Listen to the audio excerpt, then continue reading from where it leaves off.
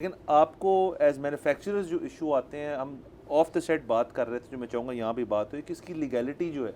کہ آپ کو کوئی کسی قسم کی چیز کے اندر جب آپ کی دوائی کی کوئی مس پرنٹنگ ہو جائے، کوئی اور چیز ہو جائے، تو یہ ہمیں نہیں پتا تھا کہ اس کے اوپر آپ لوگوں کو بہت جگہ جانا پڑتا ہے اور بڑی چیزیں کرنی پڑتی ہیں اس چیز کو ریزالو کرنے کے لیے. اس کا ہمیں بیک گراؤنڈ بتائیں پھر اور ڈسکشن کرتے ہیں. Thank you Asad ji and Ali ji for یہ موقع دینے کا. جی دیکھیں، سب سے جس میں اہم بات یہ ہے کہ جو دوائیوں کی ریگولیشن ہے ہماری 1976 کی، جو ڈرگ ایکٹ ہے ہمارا 1976 کا ہے، تو ہاف سینچری ہو گئی ہے. میری عمر بھی تقریباً اتنی ہے، میری 1977 کی پیدائش ہے.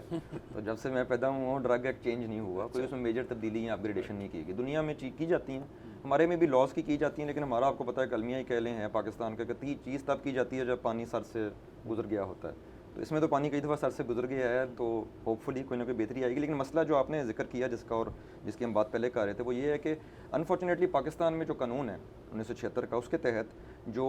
قوانین کی خلاف ورزی ہے، چاہے وہ چھوٹی ہو چاہے بڑی ہو، چاہے وہ خدا نخواستہ اس کا جان سے تعلق ہو یا بالکل کوئی تعلق نہ بھی ہو، وہ سارے کے سارے ایک ہی طریقے سے ٹریٹ کی جاتی ہیں کہ ان کو آپ ڈرگ کورٹ کی طرف ریفر کر دیے جائیں جو ڈرگ ایکٹ کے تحت بنائے گئے ہیں. ڈرگ کورٹ کرمنل یا فوجداری لاء کے تحت چلتا ہے. یہ بھی 76 سے بنے ہوئے 76 سے بنے ہوئے ہیں، اور پاور یہ صوبائی گورنمنٹس کی بھی ہے اور فیڈرل گورنمنٹ کی بھی ہے کہ ان کورٹس کو بنائے، لیکن وہ چلتے فوجداری کے تحت ہیں. تو کسی بھی قسم کی ڈرگ لاء کی خلاف ورزی ہو، چاہے وہ چھوٹی ہو، خدا نخواستہ ایک لیبل پہ کوئی ایک لفظ غلط لکھا گیا ہے،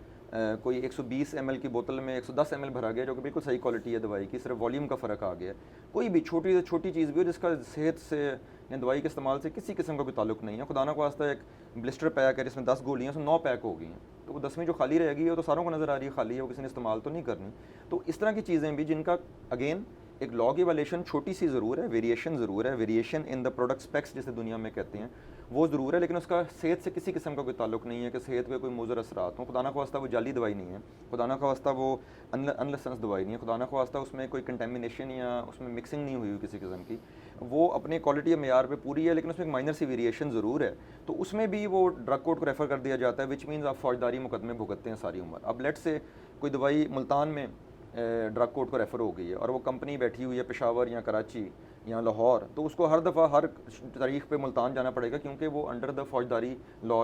کرمنل جورسپروڈنس میں ہونا ہے. اب دنیا میں یہ نہیں ہوتا. دنیا میں نیچر آف وائلیشن دیکھتے ہوئے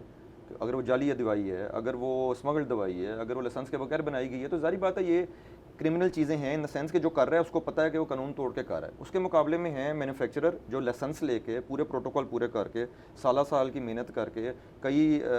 کروڑوں اربوں کی انویسٹمنٹس کر کے بیٹھے ہیں. وہ تو جو کام کر رہے ہیں وہ جینوئن مینوفیکچررز کا کر رہے ہیں. اور پوری دنیا میں اس انڈسٹری میں بھی باقی انڈسٹریز جو اس سے الائڈ ہیں لائک فوڈ انڈسٹری ہیں، دوسری انڈسٹریز ہیں، ایسی چیزیں ہو جاتی ہیں کہ کوالٹی میں ویریشن آتی ہے، نقصان دہ نہیں ہوتی. اس میں کیا کیا جاتا ہے؟ دنیا میں کہتے ہیں آپ اس دوائی کو واپس منگا لیں،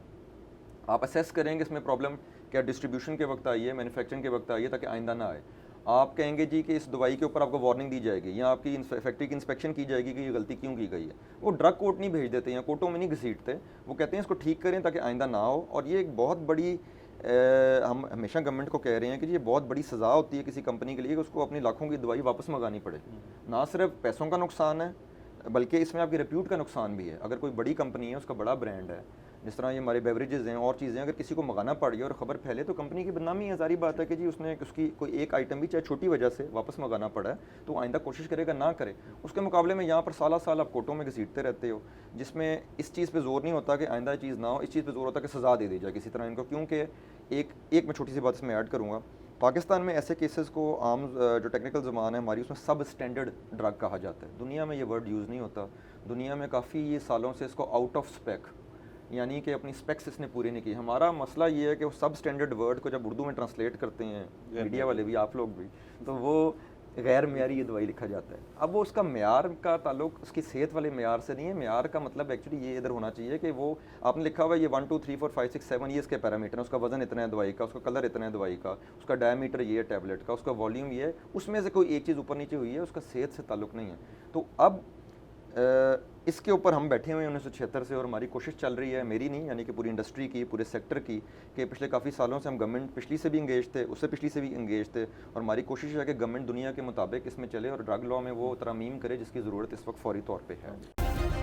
سبسکرائب کریں اور بیل دبائیں تاکہ کوئی خبر رہ نہ جائے.